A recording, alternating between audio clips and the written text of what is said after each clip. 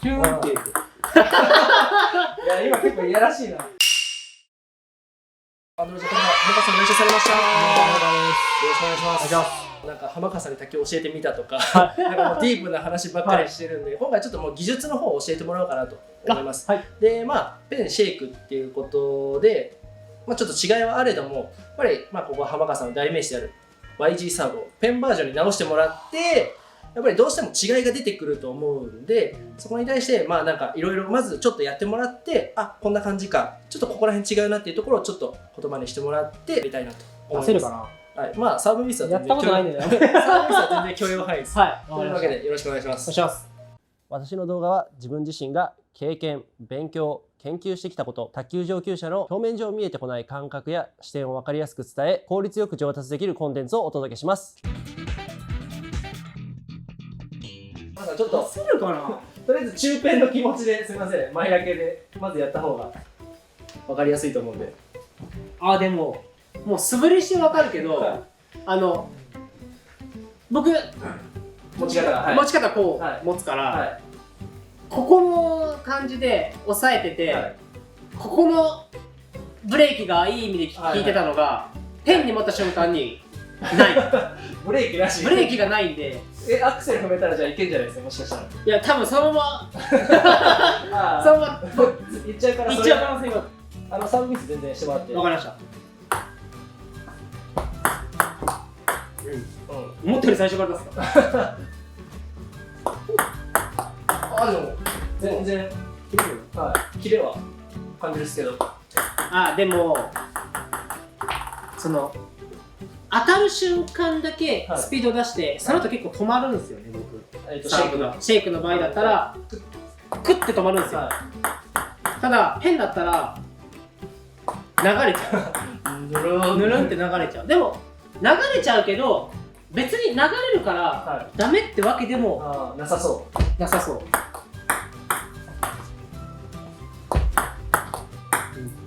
ちょっとやっぱシェイクに比べたらでも回転量はちょっとだけなんか緩いかもしれないです。切れてる感覚はしないです。自分でも。自分でもです。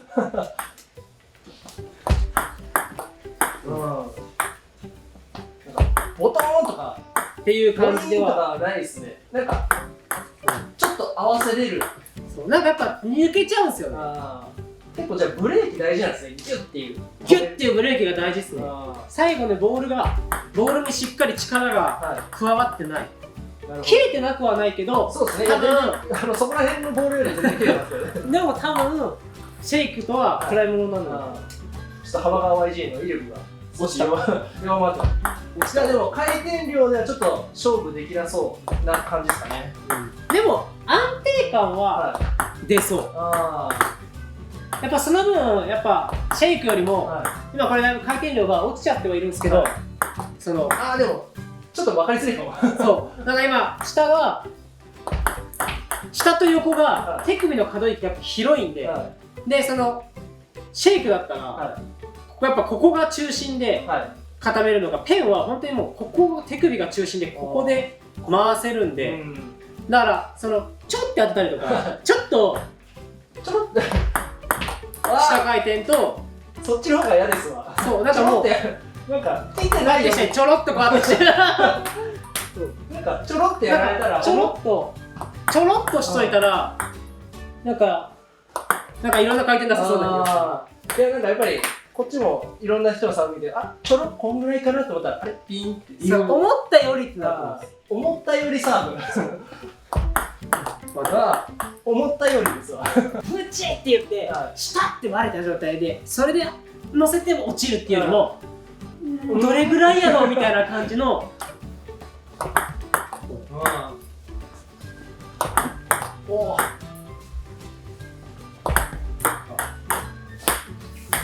手首の可動域を生かして、手首のこのスナップを生かして、これは思ったより切れるかな。感じですね。なるほど。でもなんか上下みたいな感じはないですね。どっちかな、落ちた。どっちかなみたいな感じ。どっちかな、浮いたみたいな感覚ですね。ここが多分シェイクに比べて、この一瞬のこの切り替えみたいな。こう切り替えがこうやりやすいからだからあれはどうですか浜川さんのこの逆に曲がる YG みたいな分かりづらくもう多分出せるんじゃないですかねこれ。おお手首が使いやすいからただその手首が使いやすいからこそ、本当にまっすぐこうやってかけたい、まっすぐ飛ばしたいのに手首が入っちゃうからちょっと曲がっちゃう。なるほどなるほど。自分の思い通りな感覚思い通りの取り方ではないけどちょっとまあ意識をすればこうやって練習すればなんとか練習すればこうやって曲がんなくはなるけど微妙な変化微妙な変化でもう3球目ワンセット。なるほど。サーブエースじゃなくてそうもうこの状態でもうスッて出してこういってこういきますよぐらい。なるほどなるほど。特にペンでオールフォアでいくんでこっち来そうなんでそうですねってやっていやこれそっち難しいっすわもうこのヒュッてやってドンっていう感じで。なるほど。軽い軽いからもっと軽い抜けそうスペアラケットなんで大丈夫です。抜けて壊れてもでも軽いからスイングスピードがそうですね。いやなんかスイングスピード上がってなんかでも動き早いここが速いからもうシュンってくるシュンってしてシュンってくるわ。シュンいや今のいやらしいこうやってコンビシュンっていくいや今結構いやらしいな。シュンラケットの動きなんか分かりづらいですね。多分手の方がね分かりづらいと思います。なんか自分さすがに相手でこうやって日本の人相手にすることほぼほぼないんですけど違和感しかないでしょ多分なんか日本でもこの逆に曲がる YG は出せる。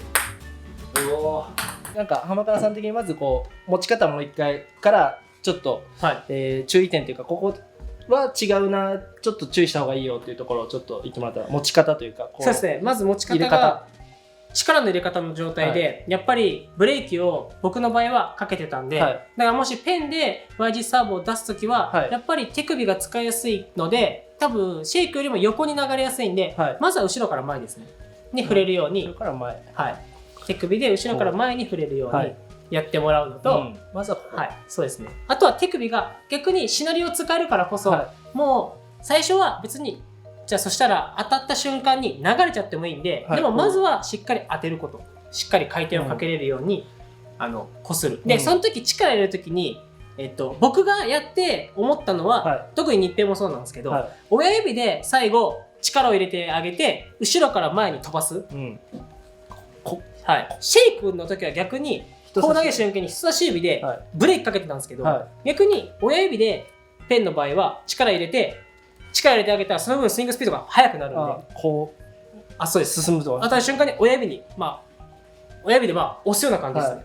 そうですね。これ全体がゆるゆるのままだとこうゆるってなるから、どっかで勝つっていうのが必要ってことですよね。ゆるゆるはもちろん大事なんですよ。シナリオの上でやっぱ肩状態でやるんだったらゆるゆる大事なんですけど、今言ってたように全部がゆるゆるだったら抜けちゃうんで、ちゃんとここでメリハリを親指でつけてあげて出してあげた方がいいんじゃないかな。なるほどなるほど。あんまり後ろのこの辺とかは別にこうでもこうでもそんなに気にしなくて、どっちかというと親指とかに力イメージ持って出した方が、多分親指に力入れた瞬間だけヘッドスピード上がるんで、そこでインパクトするようにまずやってもらいたい。なるほど。実際にはまあまあ別物な感じですか？まあまあ別物な感じです。まあ多分ペンで出したことがあんまり慣れてないからと思うんですけど、多分慣れの問題だと思うんで、僕もペンで多分1ヶ月ぐらいずっと YG 練習すれば同じクオリティに近づけるんじゃないかな。今は結構やっぱ別物ですね。なるほどなるほど。いや今回は浜川さんありがとうございました。ありがとうございました。まずじゃあ普通に出してもらっていいですか？はい。でも切れないですよね。なんか使い方としては本当にこういってたやつを急にこうやってなんか角度が狂ってポトって落ちるっていう、さっき言ってたごめんなさい、さっき言ったこうやったらラケットをちょっと開いてやるところを、急に来たってなって落とすみたいな感じで、いや指使いが難しいですね。これをなんかアドバイスいただければ、形としてはできてるんで、あとはこう多分タッチの部分をもっと先端で当てて、多分今この状態の流れの、この遠心力の、こういう飛ばし方をしてるから、そう遠心力で飛んじゃってるから、そこはまあシェイクも僕は一緒なんですけど、もうこの状態から回転で頑張って飛ばせるような感じ。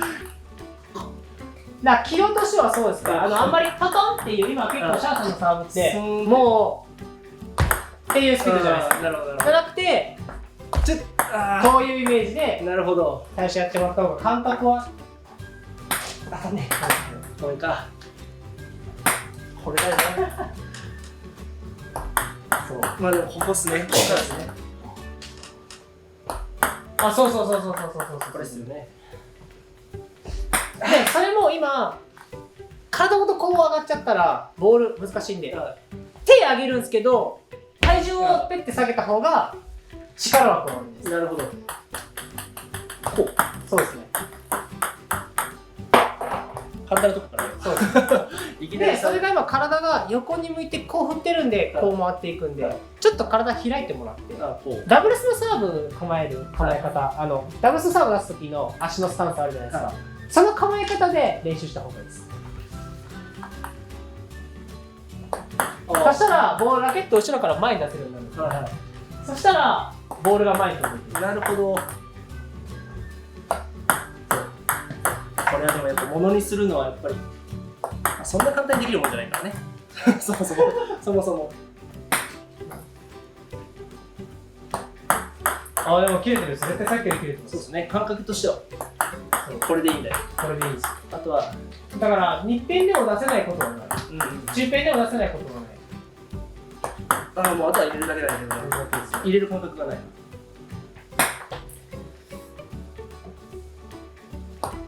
そう。いやもうあとは入れるだけなんです。あと入れるだけです。でもまあ回転はかけるようになってるんで。まあでもここが一番ですよね。ここが一番です。まずかけれたらあとはっていう感じで落ちるんで。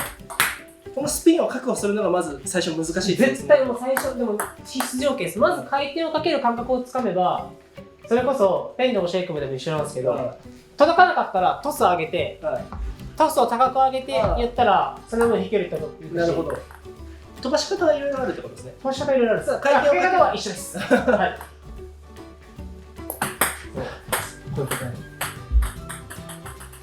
そう。前には飛ぶようになるんで。なるほど。トスを高くすれば。そういうことか。そういうことです。飛ぶんだけど。来たぶち切れ。そうもはや僕より切れてる。ペンの先端はなかなか難しかった。これ最初ミドルぐらいから出した方がやりやすいです。だからダブルスの構えるスタンスが結構大事なんで。なるほど。それはね、前にグッチーさんの動画でも話したり、王国さんでも話してるんですけど、スタンス結構大事で、あとはそうですね。いやもうで今度切ろうと思ってラバーの表面だけでいってるからガッツって当てちゃっていいです。なるほど。はい。ガッツって当てていいですよ。そう、ガツッと当てていいです。今のこの打ち方やったらガツッと当てても食い込むんで。2本ぐらい入れたいわ。そう。ガツッて当ててください。そう。ガツッて当ててください。ちょっと短く出すのやめますね。はい。ガツッて当てちゃって。で、短く出そうっていう、でも意識はなくていいです。そうなんですか。っていうのは回転量で飛ばせば勝手にツーマンになるんです。勝手にツーマンになるんです。なるほど。大事なのは2バンで落とそうと思ったら飛距離と落とそうとして、スイングゆっくりになるので、回転で飛ばそうと思ったら勝手に2バンでなんか勝手に別に2番に近いっていうか2バンに近くはなるんで別にロングサイドにはならないんで。なんか本当だ。うわ大そうでしょ。でもこれでいいってことですよね。最初はそれでいいんですよ。調整は何本でもできる。はい、今ちょっと見せた。体になっちゃった。何本でも調整はできるんで、後から。でもこれでいいってことだな。これでいいですよ。で、今今度高くなってるじゃないですか。はい。それは今度多いそう。今度それは状態が高いだけだから、あとはこの状態でこうやってしたらどうしても高くなるんですけど、この状態はそのまま同じ出し方で膝だけ下げたら勝手に低くなるんで、後から調整は効きます。なるほど。まずはでも切る。感覚をつかむ。感覚をつかむ。ペンでもシェイクでも出せます。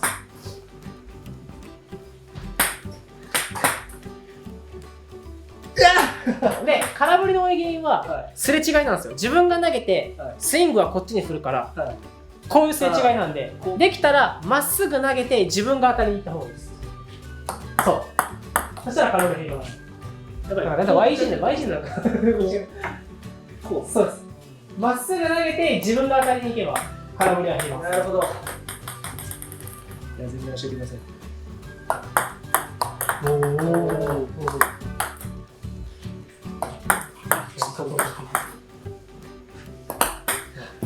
で、こっちにやったんです。けどこっちに行こうとしたらどうしてもラケットが横に流れちゃう。横が大きくなっちゃうんで、まっすぐやっぱ振りたいんで、まっすぐ緑のバックに対して、こういう風に振れるようにしなかったら、こうじゃなくてこう。あ、そう。あっちゃ。そう。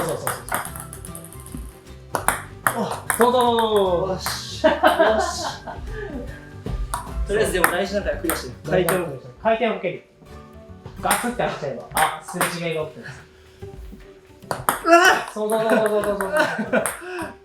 同じこのノリで打つと進んじゃうよとか、なんかいろんなアイデアをもらえたんで、ちょっとなんかやっぱ違うなと思って、こうじゃあちょっとこう止めたりとかっていうのはなんかやっぱ新しい視点っていうか、やっぱりもう卓球って正解がなかなかないから。なかなかないですね。だからそのさっき説明してたように、2番で出そうって思わなくても回転をかけて回転で飛ばせるようになれば、勝手に2番以上になるんですよ。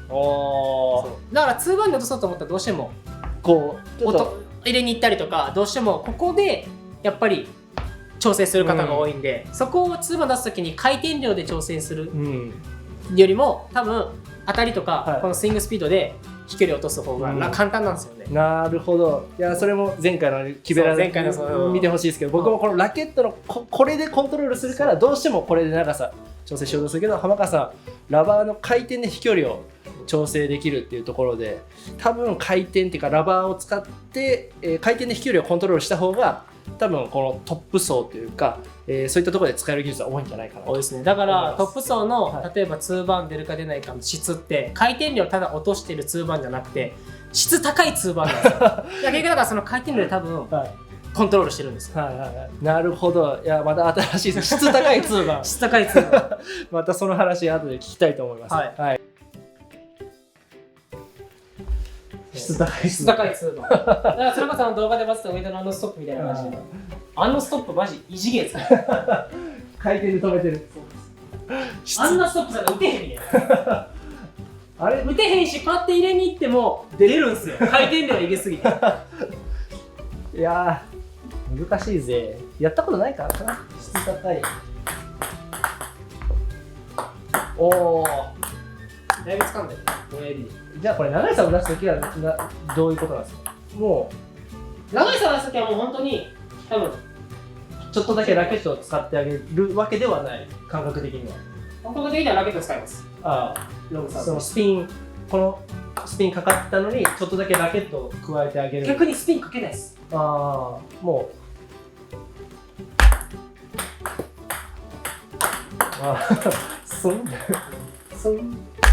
そうそんな感じです。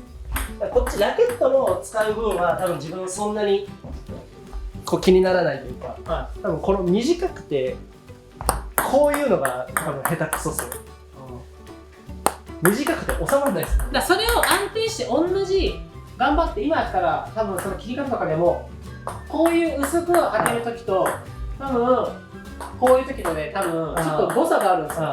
ここを一定にできてたらあとはこれで体重移動とかトスの高さとかで微調整かけれるんで当たりがやっぱ誤差が起きてるんです。当たりの誤差が起きてると思います。先端のラケットの先端で同じところに当てれるし、今のところでその出し方で全部ネットとかめちゃめちゃかかってるじゃないですか。その状態で今のそしたらネットかかっちゃうんやったらボール1個分ぐらい早いタイミングで当ててあげる。でも当て方は一緒。なるほど。そうだからその分だけボールは高く飛んでいく。やべえ、誤差が起きまくる。そうその感覚の調整ですね。誤差がめちゃめちゃ起きる。だからここは一定でいいです。そうここは一定にしとかんかったら基準がなくなる。基準がなくなっちゃう。だからここの感覚が悪いのか体のタイミングの取り方が悪いのかっていう問題の選択肢が多くなっちゃうから1個固定しとけばそれ以外のところで要因持っていけるんで。じゃあおまけ使います。おまけ。結構それっていろんなスポーツに多分共通して言えてると思う。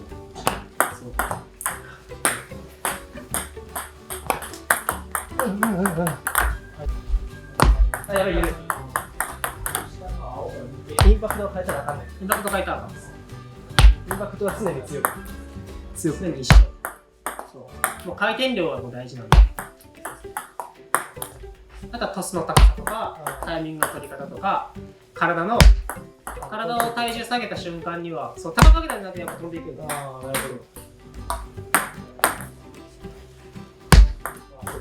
飛んでいくんで。やっぱこの遠心力、このあれがあるんだよ。だから本当投げ上げでこの状態で手出してたやつをもう同じ価格でこうやって出したらもう全然飛んでいかないみたいな。結構ですね。